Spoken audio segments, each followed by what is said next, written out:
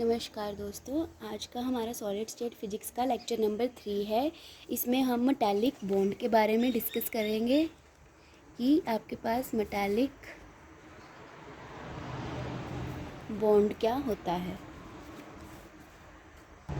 तो metallic bond आपका एक केमिकल बॉन्ड है जो पॉजिटिवली चार्ज्ड मेटल आयंस और जो उसके सराउंडिंग में मोबाइल इलेक्ट्रॉन्स होते हैं उनके बीच में बनता है। तो अब मैं बताती हूँ कैसे वो फॉर्म होता है।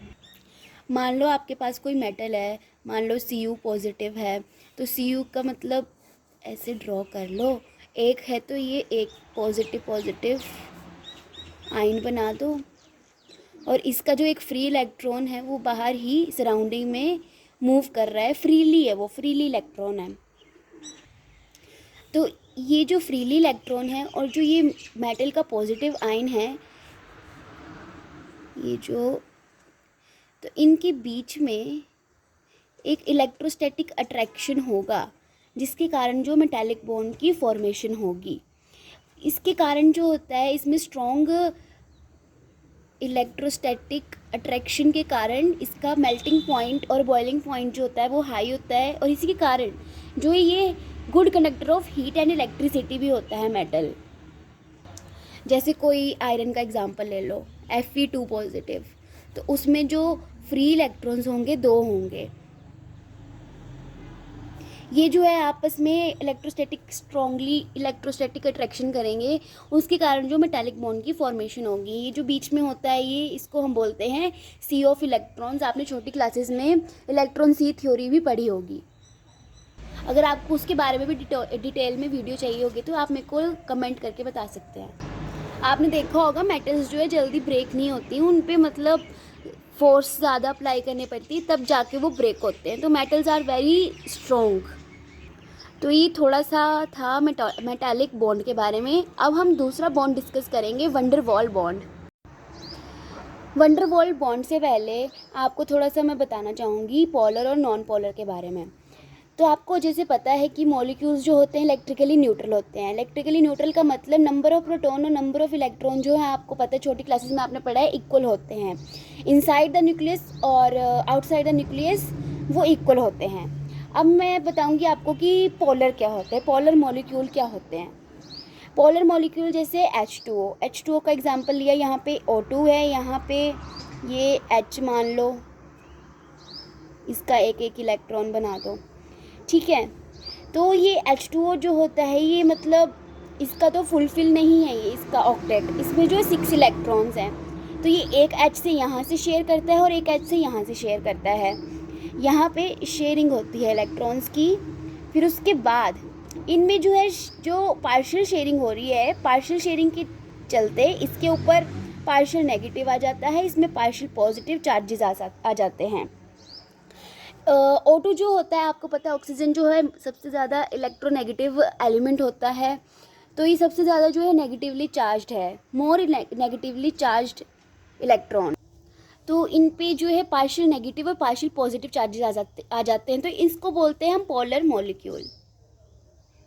अब नॉन पोलर, नाम से क्लियर हो रहा है कि जिनमें पोलैरिटीज़ नहीं आती हैं, पर पोलर है, पोलैरिटीज़ आएंगी। इसमें अपने आप पोलैरिटीज़ नहीं होती हैं, इसमें अपने आप जो है टेम्परेरी होती हैं। इसमें पोलैरिटीज़ कैसे होती हैं, एग्जाम्पल ले लेते हैं, O2 का एग्जाम्पल लेते हैं, ठीक है।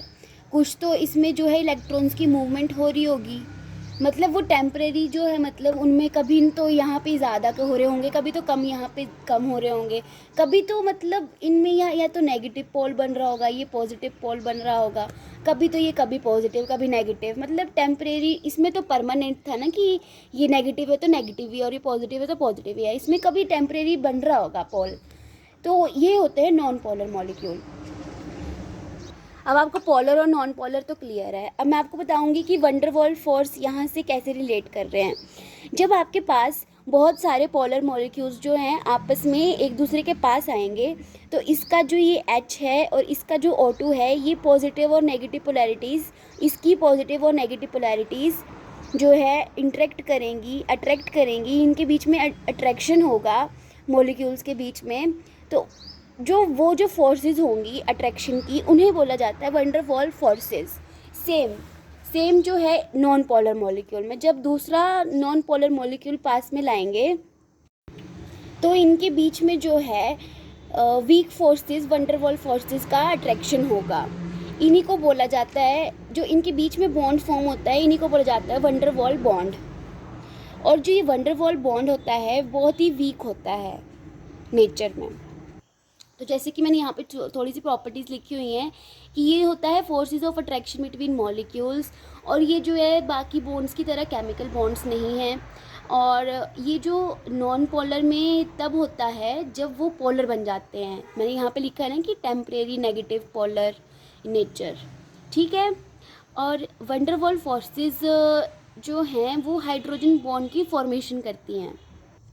और वंडरवॉल फोर्सेस की दो प्रॉपर्टीज़ और हैं, कोहेजन और एडिशन की प्रॉपर्टीज़ को भी एक्सप्लेन करता है।